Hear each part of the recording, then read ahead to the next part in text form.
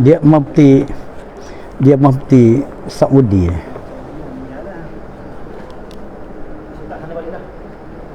Ada.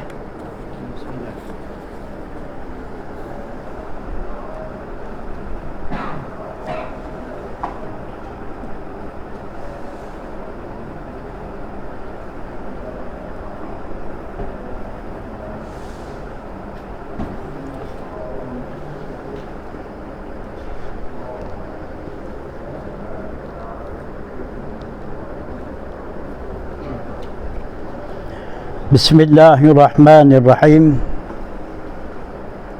Alhamdulillahi rabbil alamin. Wassalatu wassalamu ala asyrafil mursalin Sayyidina wa maulana Muhammad wa ala alihi wa sahbihi ajma'in. Qala rabbi israh li sadri wa yassir li amri wahlul 'uqdatam min lisani yafqahu qawli. Allahumma iftah alaina futuhal arifin. Kita sambung kembali dari tajuk semayang berjemaah dari risalah pedoman semayang berjemaah karangan almarhum Tuan Guru Haji Abdul Rahman, Pondok Lubuk Tapah, Pasir Mas, Kelantan. Kitab ni masyhurah, terkenal. Mana-mana sistem pengajian cara memondok tak ketinggalan dibaca oleh tok guru pondok bagi murid-muridnya selain daripada Kelantan, Selatan Thailand, Patani ialah North Sarawak. Kalau kita pergi ke kedai kitab di Selatan Thailand, di Patani, akan terjumpalah kitab ni. Selain pada kedai kitab Kota Baru Jaafar Rawah. Tapi dia tak jumarang Patah Barat ni, sebab ditulis dalam edisi Jawi. Jadi orang belah kita sini nak baca Jawi tak berapa sangat, tapi dah masuk Jawi dah. Masuk Jawi tu berkotang lah. Zaman dulu kata masuk Jawi. Sambungan kita dan sunat muka surat 20. Dan sunat berdiri pada sah awal yang terafdal. Pilihan sah dalam semayang berjemaah ialah sah awal, sah pertama. Sehingga ada disabit pada hadis, kiranya dibuat undian sanggup mengundi nak kepada sah awal. Tapi zaman sekarang bertolak, mau naik dululah, aku kemudian tak apa. Sebab apa? Sebab dia tak yakin. Bukan tak tahu, kadang-kadang tak yakin tentang kelebihan sah pertama dalam semayang berjemaah. Mengapa afdal berada pada sah pertama? Kerana sabda Nabi alaihi salatu wassalam, jikalau mengetahui manusia akan kelebihan pada ban tu pada azan.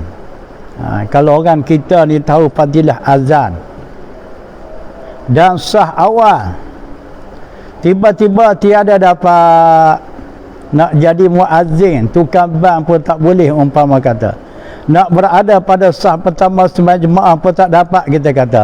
Melainkan kerana ruangan boleh, dengan undi, dengan buat pengundian, buat pilihan raya, nascaya menuntut undi oleh mereka itu sanggup mengundi. Apa sebab lebih ni?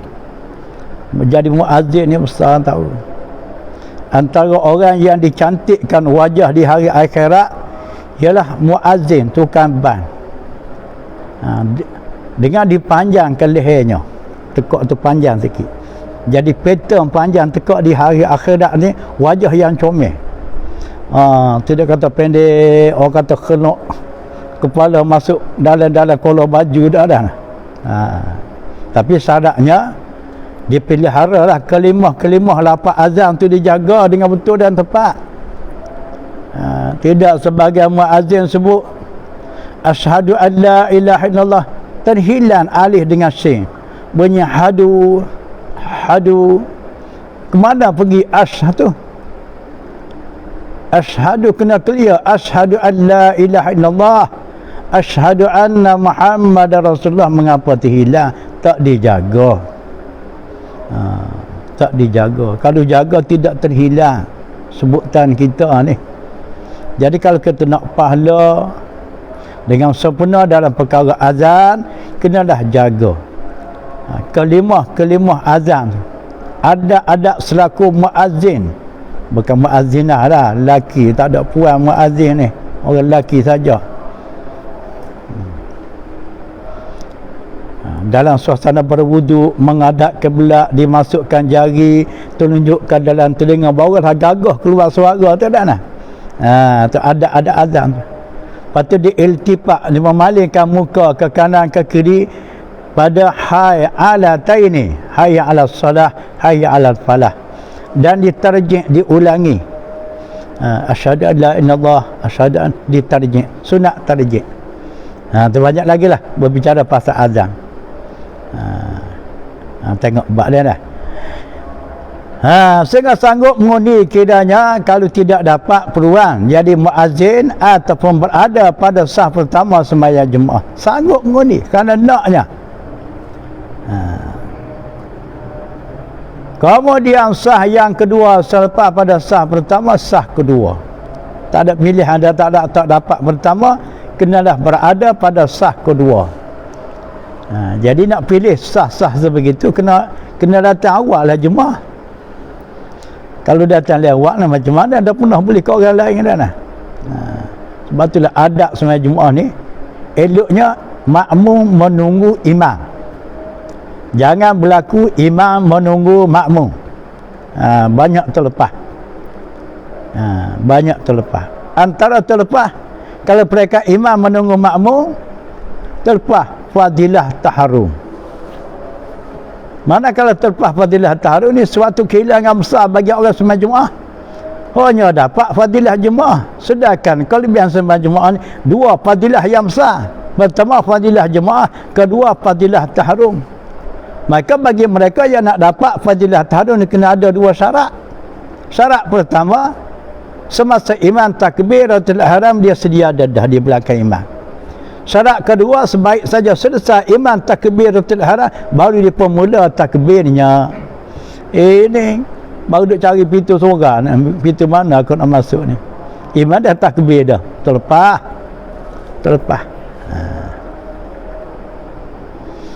Zaman saya ngaji pondok dulu, Tok Guru kata kena tunggu imam, jangan imam tunggu makmum. Kita kena pakai kata-kata tu. Maksud saya bukan kata nak berdabik kalau pergi mengajar. Kalau dah lewat saya tak ada mood lagi mengajar dah. Sebab apa? Sebab kita mengajar ni menjadi contoh bagi orang lain. Ini kalau kita selaku tenaga pengajar di seorang masjid, kita datang lewat, mencerminkan kepada orang ramai, Tok Guru, Ustaz pun mari lewat, aku pun mari lewat juga.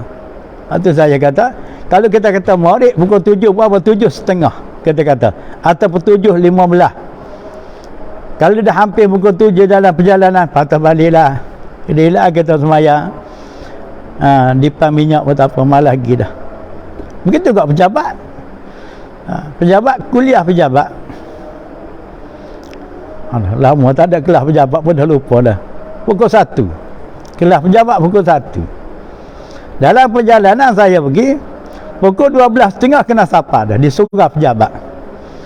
Kalau 12.30 duduk terhegi-hegi kata pusing lah, pusing kelain lah, tak ada mood dah, tak ada minat dah. Kita didik kita bahagia kita begitu. Disiplin dalam kerja-kerja amal ni biar tetap. Bermula daripada kita belajar kena disiplin. Medan belajar ni medan kita mendisiplinkan diri kita. Bermula daripada sini lah. Kalau di sini kita tidak latih, satulah jadi tok guru je berselera. Anak murid dah sudah memang hidup tunggu tak siapa lagi ustaz ni. Jalan jam ke? Siapa-siapa waktu tanya makan tanya, "Ngapa lewat malam ni ustaz?" Pasal keluar lewat sikit. Mudah dia jawab. Bukan jalan jam, anak murid sangkanya jalan jam. Tersekat tengah jalan. Rupa dia keluar lewat. Tahu dah nak pergi ngajar. Murid tu sengkak. Datanglah awal. Gaya gini tidak memuaskan, tidak menjadi cermin. Disiplin sembahyang Jumaat ni kena cukup.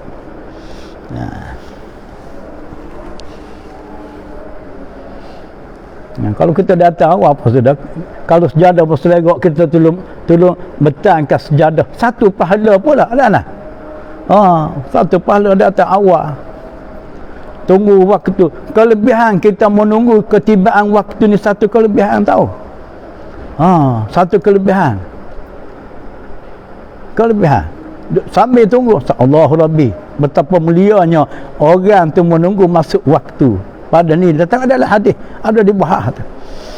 Kalau murid tunggu masuk waktu murid, di sambil itu kita baca surah-surah yang sepatut dibaca padanya. Allah Rabbi. Barulah ceria keberkatan dianugerah oleh Tuhan kepada orang tu. Nak berkat ni payah tahu. Yang banyaknya melekat lah. Berkat melekat lah. Dan bagitulah hingga ke belakang imam, lagi jauh lagi kurang, lagi jauh dari imam lagi kurang. Fadilah sah. Hak yang paling dekat yang paling lebih. Sah yang paling dekat imam dengan imam yang paling lebih. Lepas tu kalau kita kata hak sah pertama paling lebih, kalau dibanding dengan sah-sah yang lain, hak mana yang lebih lagi pula dah. Dalam sah pertama kita nak gerik lagi, hak mana yang lebih? Yang lebihnya yang sebelah berada di sebelah kanan imam. Itu yang lebih kalau dibanding dengan sebelah kiri imam, walaupun sama-sama berada di dalam sah pertama sekalipun. Tak ada. Dan afdal tiap-tiap sah itu di kanan imam.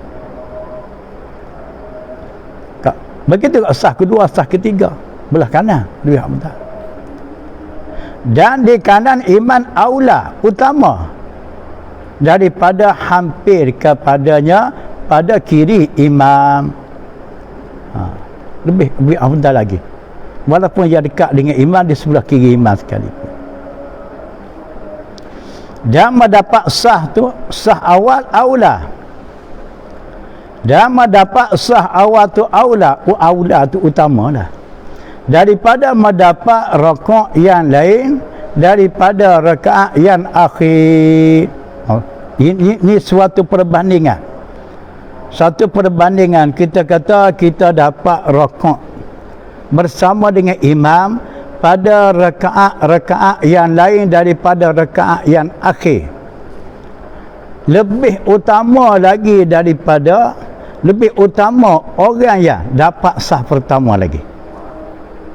Sedangkan mereka yang sempat rakaat bersama dengan imam, dia kira orang tu dapat rakaat dah tu. Sempat rakaat bersama imam dapat rakaat. Tetapi kalau nak dibanding dengan orang yang berada pada sah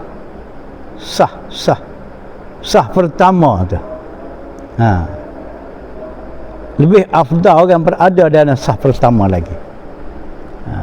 Kecuali dengan orang yang sempat rakaat bersama imam pada rakaat yang akhir, itu memang lebihlah. Sebab apa? Sebab dikala dia sempat rakaat pada rakaat yang akhir sembahyang berjemaah, berarti dia dapat rakaat.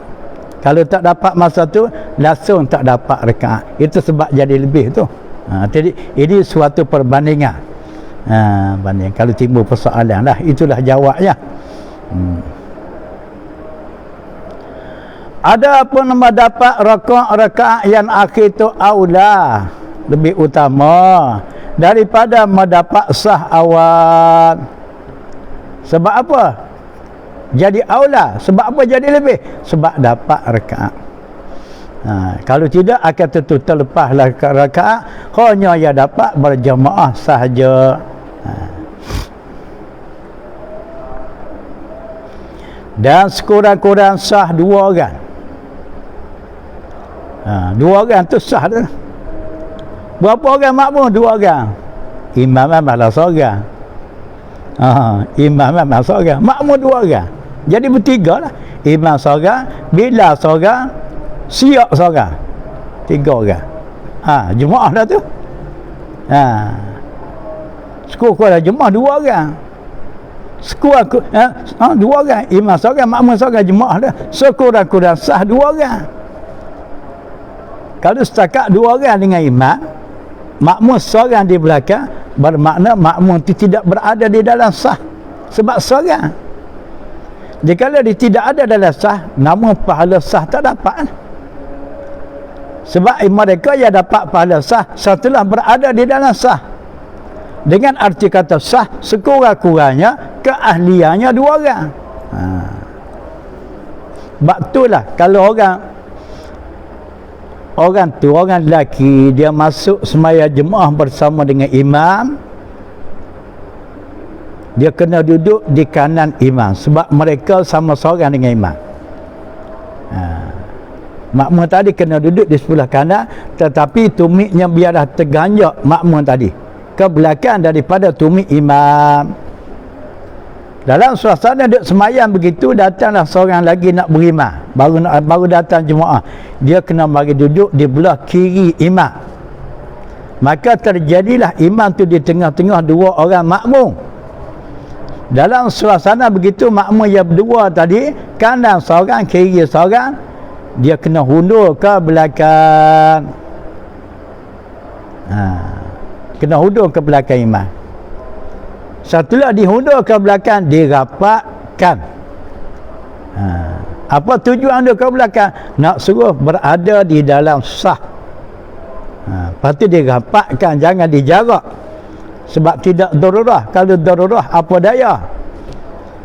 Kalau dikekal sembahyang dengan jarak, tanpa dirapat, tanpa sebab-sebab yang menasabah, maka meluput pahala jamaah. Sembahyang sah, pahala jemaah tak dapat. Jangan main-main dalam soal penjarakan ni. Kalau boleh jarak, kena jarak. Tak boleh jarak, apa daya? Tuhanlah yang maha mengetahuinya. Sebaliknya kalau makmum berdua tadi, kanan seorang, kiri seorang, dia kekal sembahyang begitu, bermakna dia sembahyang tidak berada dalam sah. Sembahyang tak ada dalam sah, sedangkan dia boleh buat sah, tak dapat pahala jemaah. Jadi nak suruh berada dalam sah, kena undur belakang. Takdirlah dia tak undur, mungkin dia tak faham ke? Tak, kalau orang jadi imam tak faham pula, buat mereka sembahyang pergi kursalah ni, imam kena tunduk, kena tolong makmum tadi. Teknik cara penulungan imam akan makmum tadi, imam kena pergi ke hadapan. Maka terjadilah di kala tu makmum tu berdua di belakang. Lepas tu makmum tadi rapatkan, baru dia berada dalam sah. Cara dia dah. Tapi tak menepatinya orang baru mari yang kedua ni. Orang tu 2 orang duduk semayang dengan imam comel, dah duduknya, dia mari kedua, dia pakai direct duduk di belakang imam lalu. Padahal tempat dia duduk di belah kiri, dia mari direct duduk belakang imam lalu.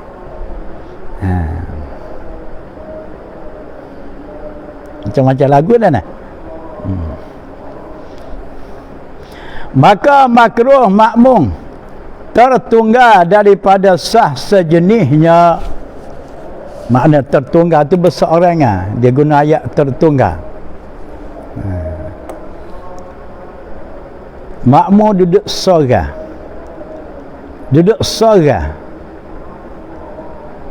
dengan tidak berada di dalam sah, makruh.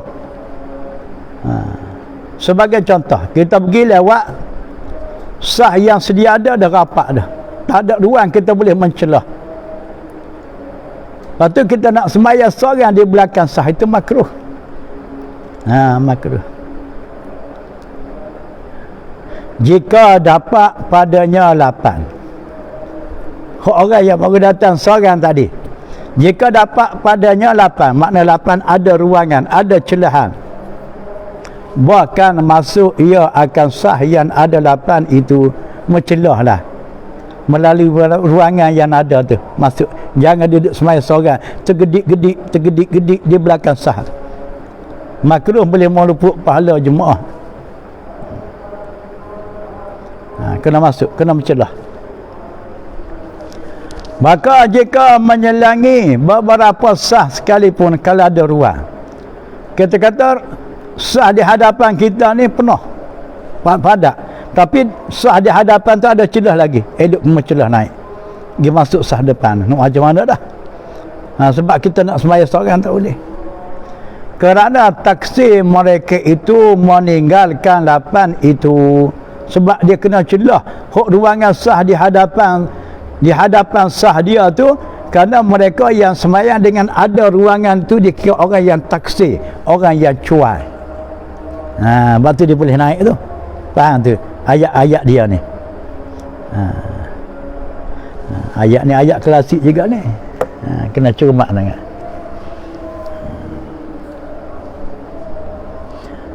Dan kerana makruh jemaah bagi tiap-tiap mereka yang duduk di bawah sah yang ada lapan itu.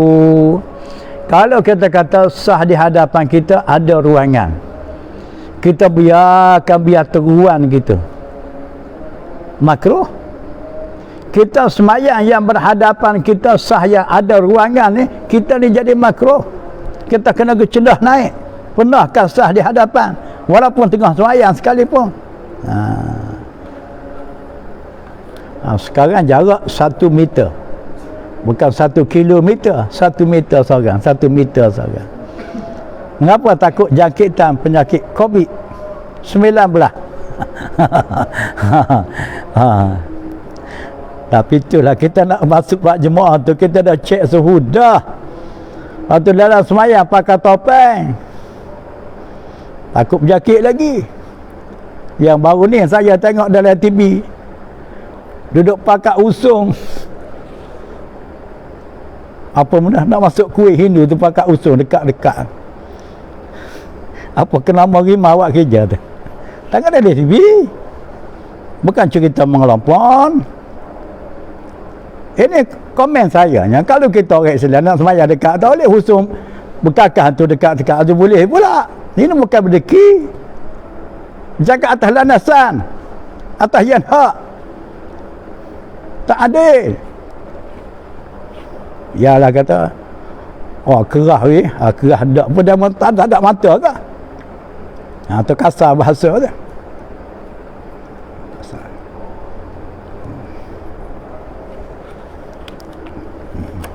Kalau tak boleh belakang.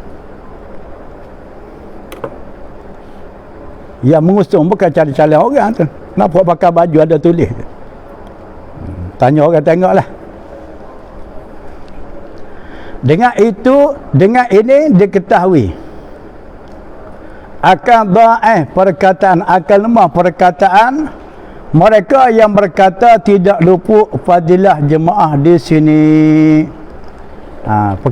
Kata-kata tu lemah.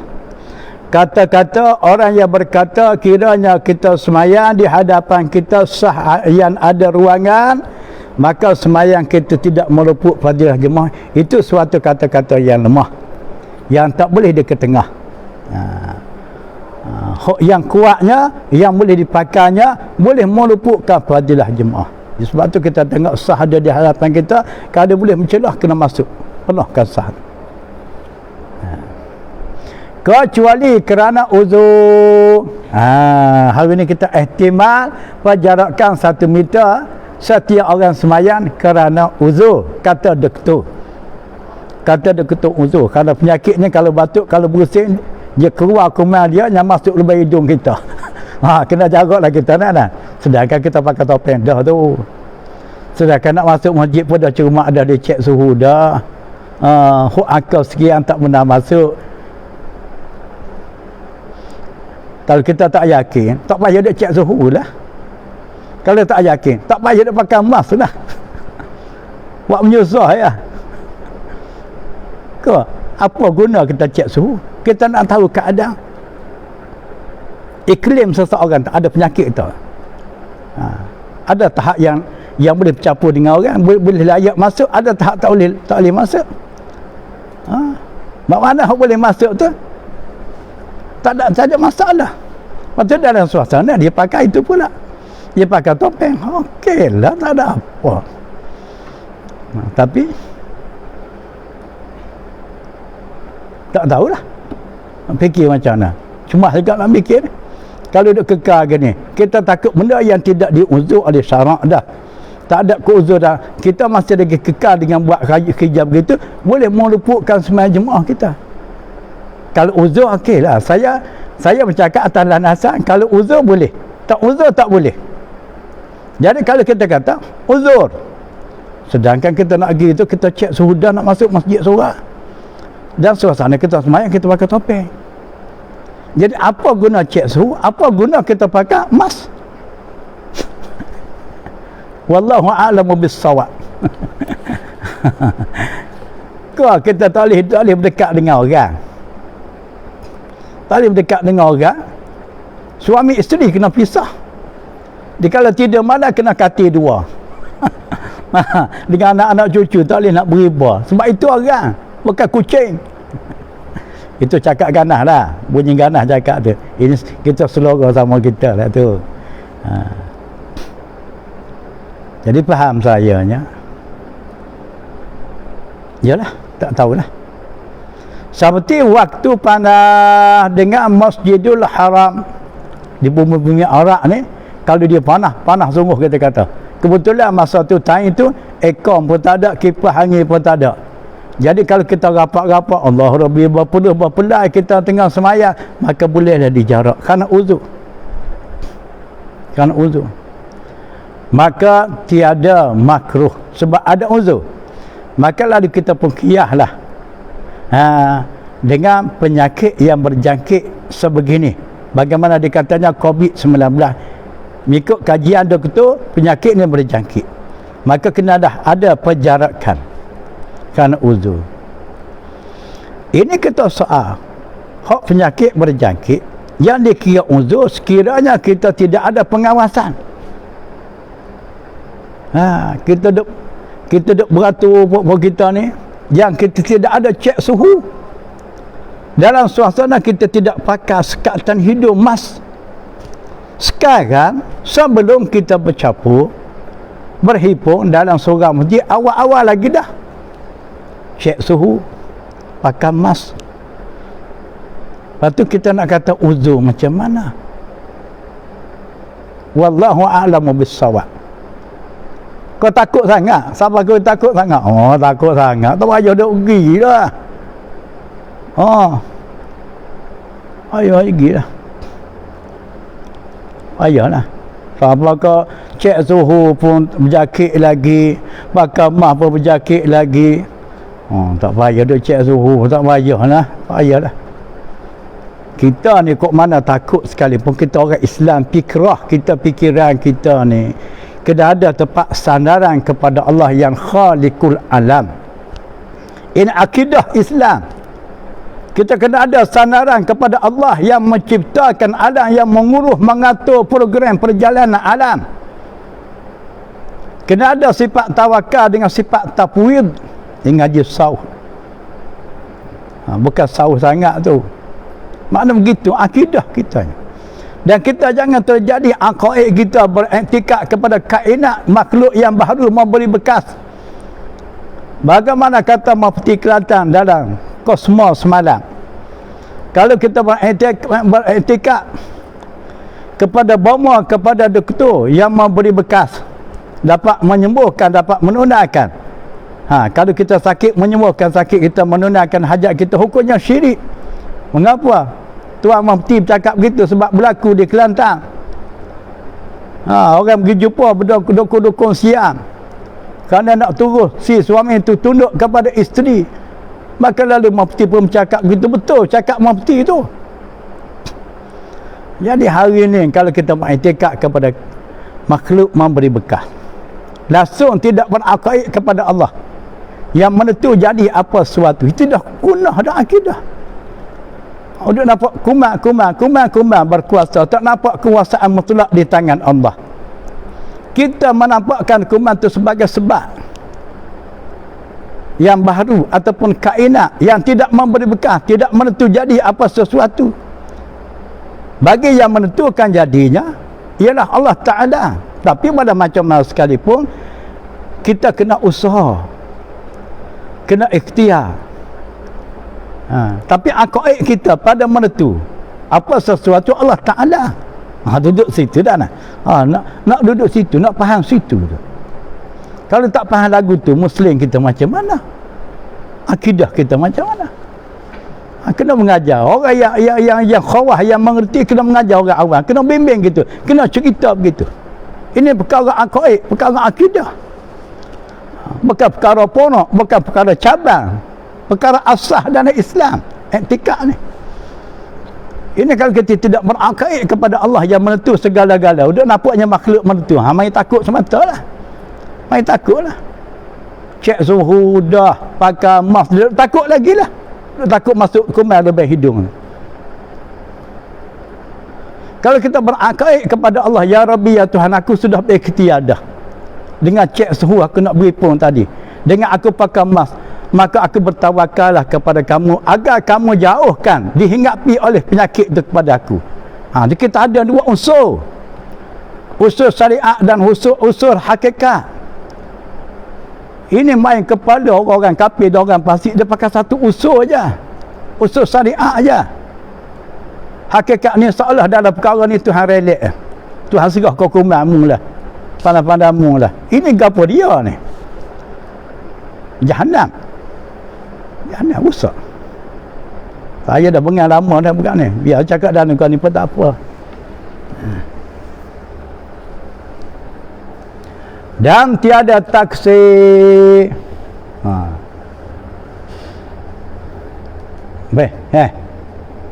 Maka tiada makruh.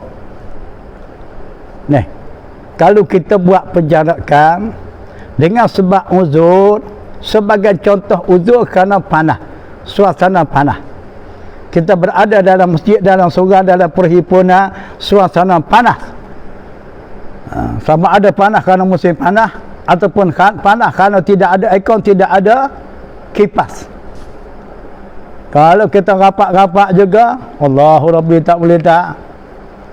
Berpelah lah kita tengah semayang, panas sangat ni. Maka di kala tu boleh jarak. Penjarakan di masa tu dikira kerana uzur. Hukumnya tidaklah makruh. Bagaimana uzur? Uzur yang ditakrif oleh doktor hari ni. Kalau dia dekat-dekat lah, dekat orang berpenyakit lah. Kalau dekat orang tak ada penyakit, tak apa, jadi kita tak tahu orang tu ada penyakit, tak ada penyakit tak. Maka nak elak daripada penyakit tadi, kenalah jarak. Itu pun dikira uzur. Tetapi saya kata tadi, tapi dah kita cek suhu dah kita pakai itu, tak kalah. Tidak itu sebagai ikhtiar kita mengelak daripada jakit dah.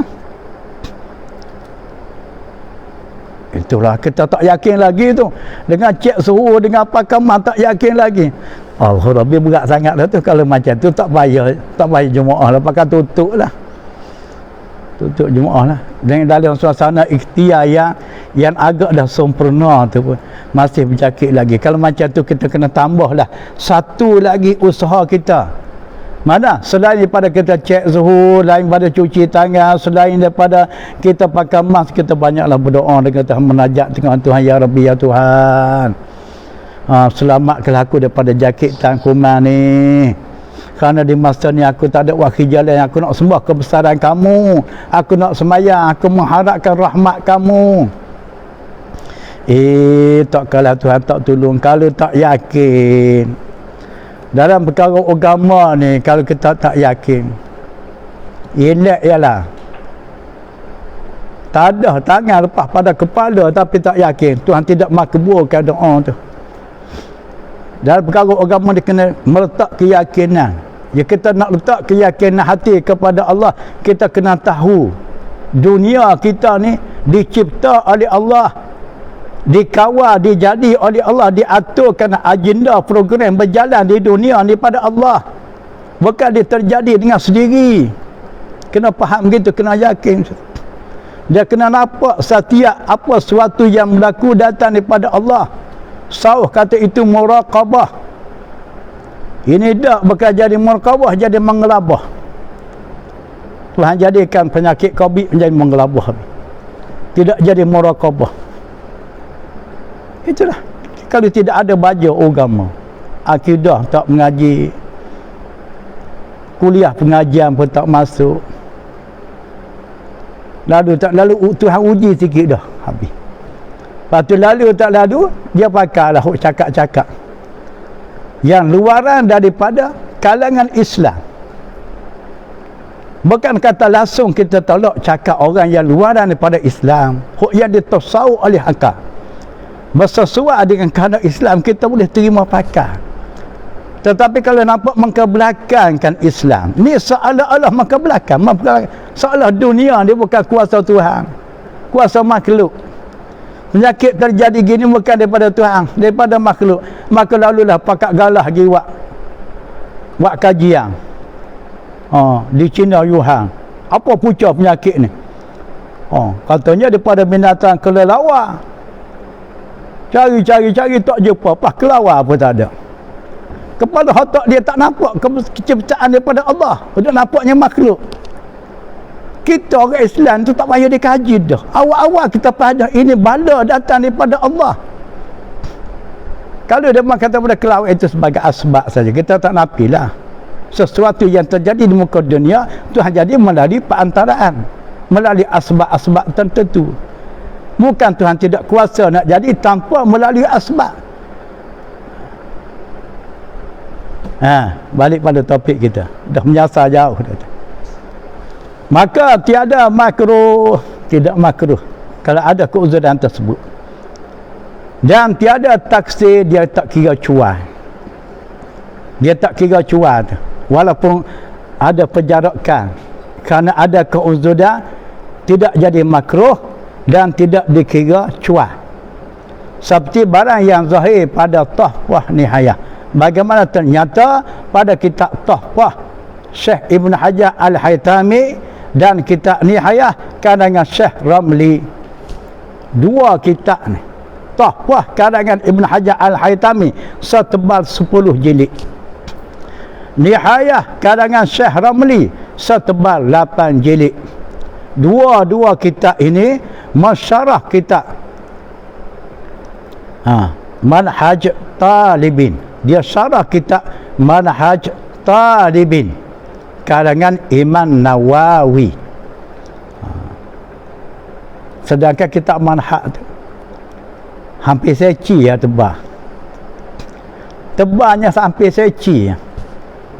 Disyarah oleh Syekh Ramli 8 jilid. Disyarah oleh Ibn Hajar 10 jilid. Allahu Rabbi. Bijaknya Syekh Ramli. Dia boleh syarah kitab tu satu tebal 8 jilid. Bijaknya Syekh Ibn Hajar, dia boleh syarah kitab tu satu tebal 10 jilid. Tak kurangnya bijaknya Imam Nawawi. Dia karang kitab kalau disyarah satu tebal tu dibuat cara simbolik. Saya dah ngaji separuh, tak ada khatam ngaji. Zaman budak-budak ngaji separuh dengan tu Haji Qadir Pondok Gaah. Haji Qadir anak murid tu Selehong. Lepas zuhur dia baca kitab Manhaj. Tak faham, payah nak faham. Sebab apa? Sebab kita tidak menguasai bahasa Arab. Begitulah. Maka jika engkau tiada dapat lapan pada sah, maka jika wallahu a'lam, tak ada.